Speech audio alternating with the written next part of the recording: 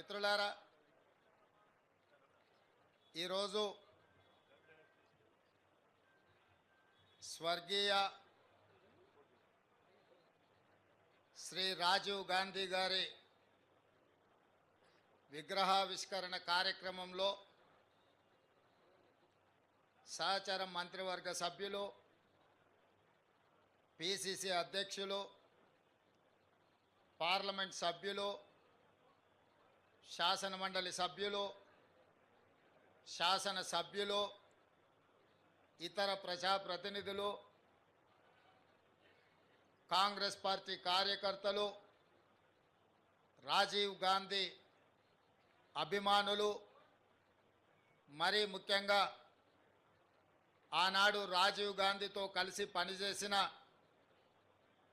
ప్రియరంజన్ దాస్ మున్షి వారి సతీమణి, AICC Telangana incharge Deepa Das Munshi గారు, వి హనుమంతరావు గారు, పెద్దలు కె కేశవరావు గారు అందరూ కూడా ఈ కార్యక్రమంలో పాల్గొని రాజీవ్ గాంధీ విగ్రహావిష్కరణ కార్యక్రమానికి ఒక నిండుదనం తీసుకొచ్చినందుకు మీకు అందరికీ మనస్ఫూర్తిగా ధన్యవాదాలు తెలియజేస్తున్నాం.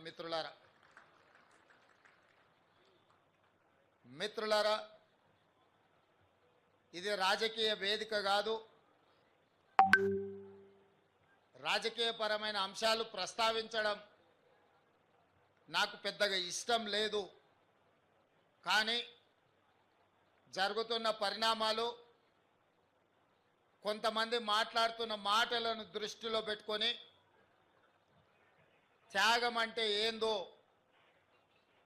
రాబోయే తరాలకు, ఈరోజు చిల్లర మల్లరగా మాట్లాడుతున్న వాళ్లకు గుర్తు చేయాల్సిన బాధ్యత తెలంగాణ రాష్ట్ర ముఖ్యమంత్రిగా నా మీద ఉన్నది. గాంధీ కుటుంబం గురించి మాట్లాడే వాళ్లకు,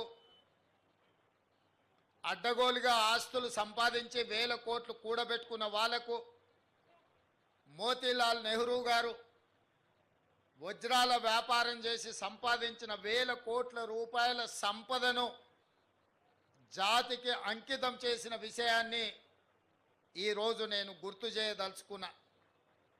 వారి వారసుడు గొప్ప బారిస్టర్ కావాలి, గొప్ప విద్యావేత్త కావాలి, గొప్ప